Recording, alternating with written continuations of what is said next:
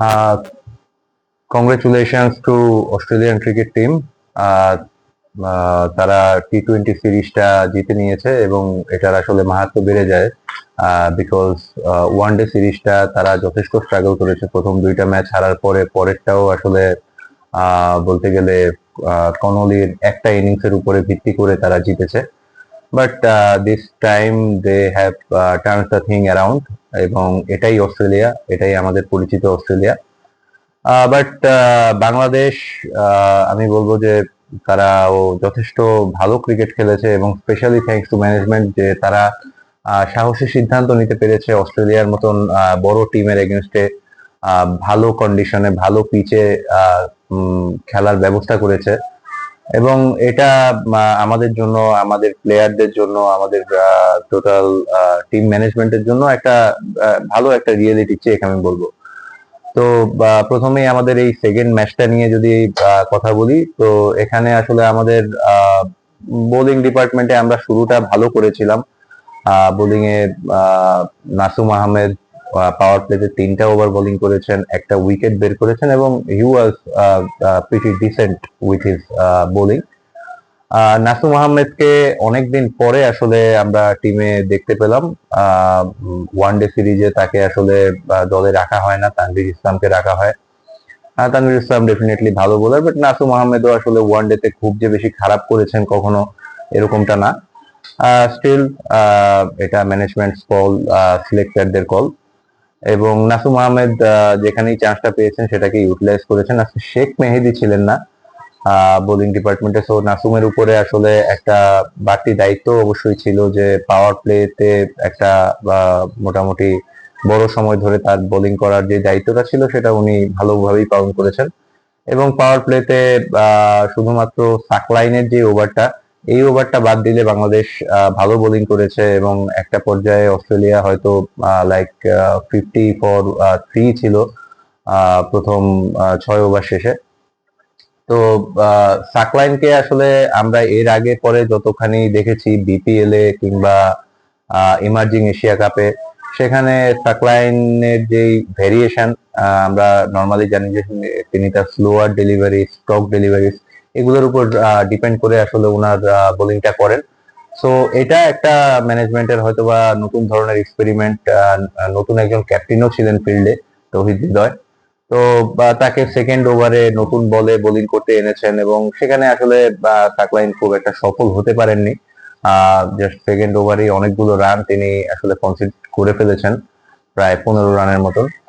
তো সেখান থেকে বাংলাদেশ মোটামুটি ঘুরে দাঁড়িয়েছিল, বাট মাঝখানে Tim David and Matt Renshaw, the man of the match, Matt Renshaw বাংলাদেশকে এই পুরো ট্যুর জুড়েই মোটামুটি ভালো ভুগিয়েছেন, অলরাউন্ডার।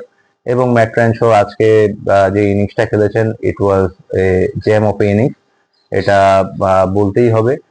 মোটামুটি একটা বিপর্যস্ত অবস্থা থেকে শুরু করে একদম শেষ পর্যন্ত ক্যারি ফরওয়ার্ড করা, প্রায় 90 অ্যারাউন্ড রান করা এবং স্কোরটাকে আসলে 200 পর্যন্ত নিয়ে যেতে ম্যাট রেনশোর ভূমিকাটাই আসলে অনেক প্রমিনেন্ট ছিল এখানে।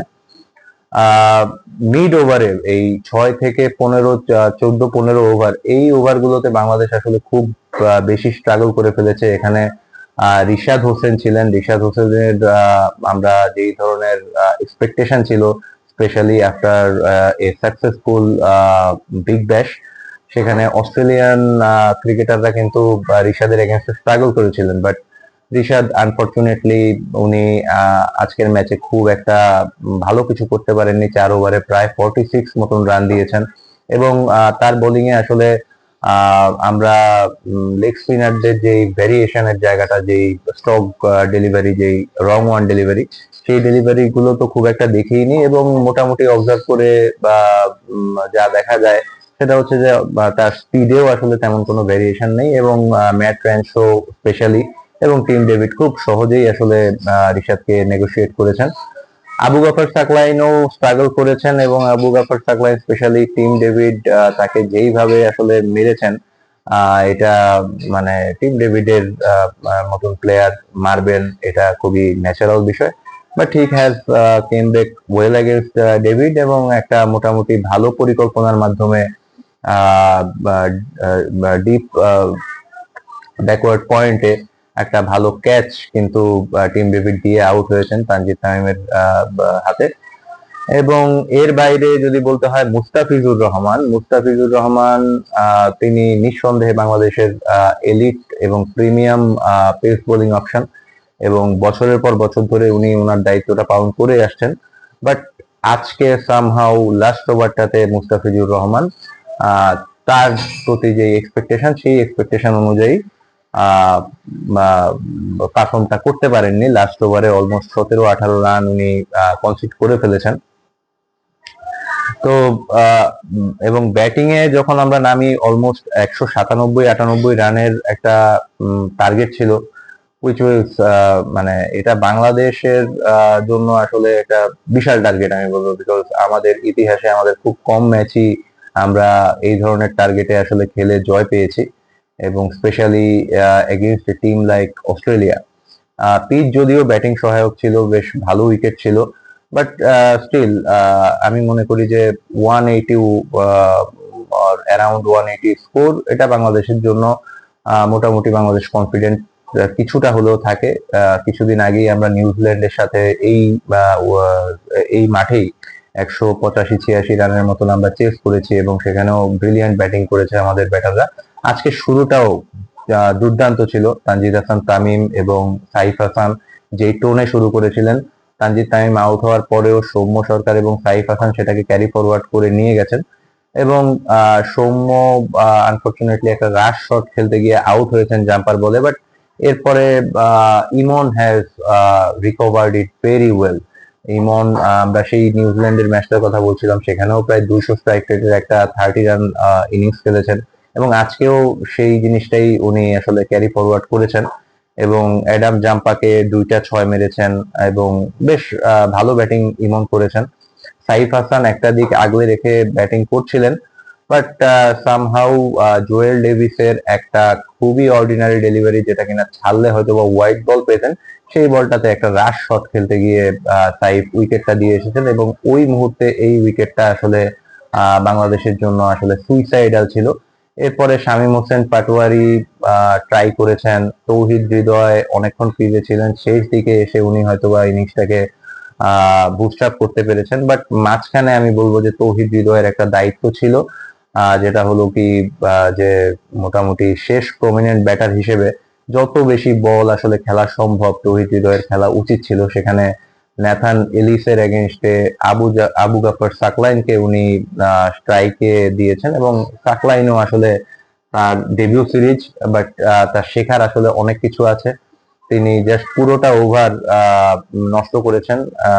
আসলে লাস্টে একটা বাউন্ডারি মেরেছেন, মানে আমি 19th ওভারটার কথা বলছি। তো ওই ওভারটাতে শেষ বলে হৃদয় যখন স্ট্রাইক পেয়েছেন, হৃদয় একটা 6 মেরেছেন পুল শটে।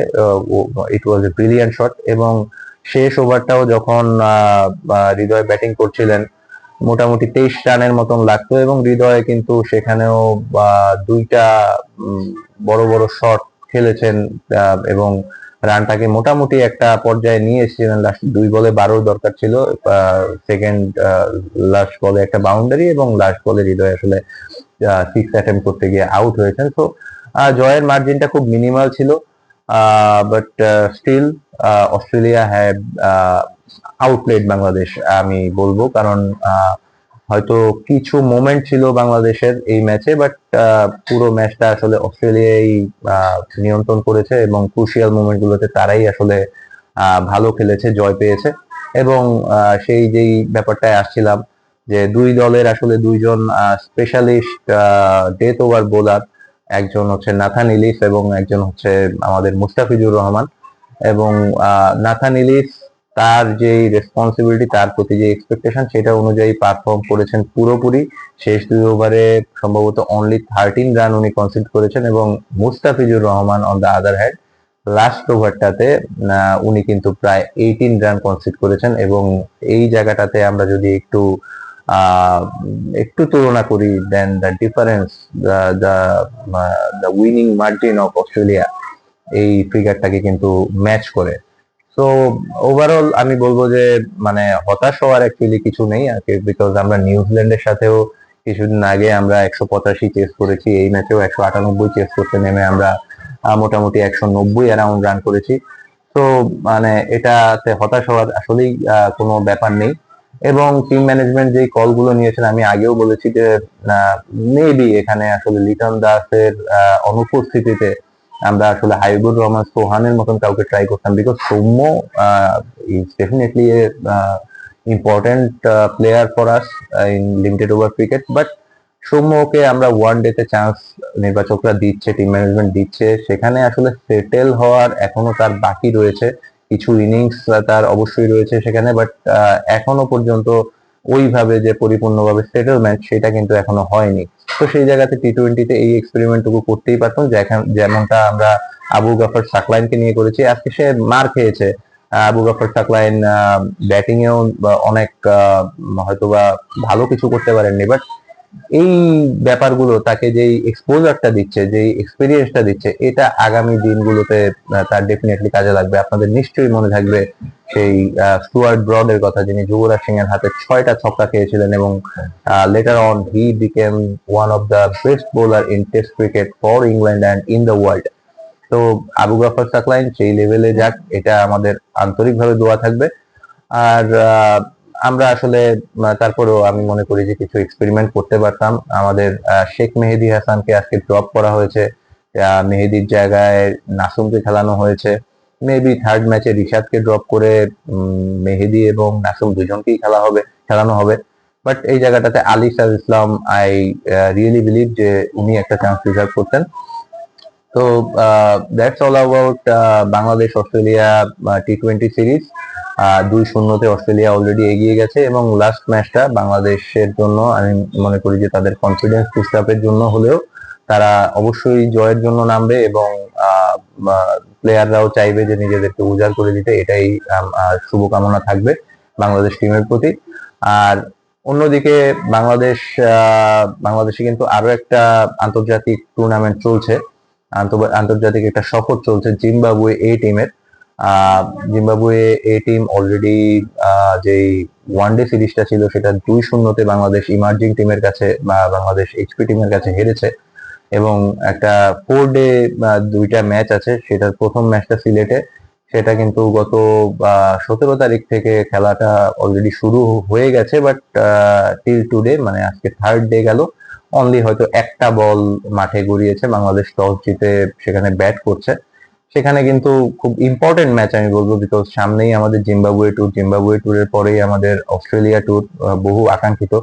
তো জিম্বাবুয়ে ট্যুরের যেই বোলিং লাইন আপটা, সেটাই কিন্তু এখানে বাংলাদেশ এইচপির হয়ে জিম্বাবুয়ে এ টিমের বিরুদ্ধে খেলার কথা ছিল।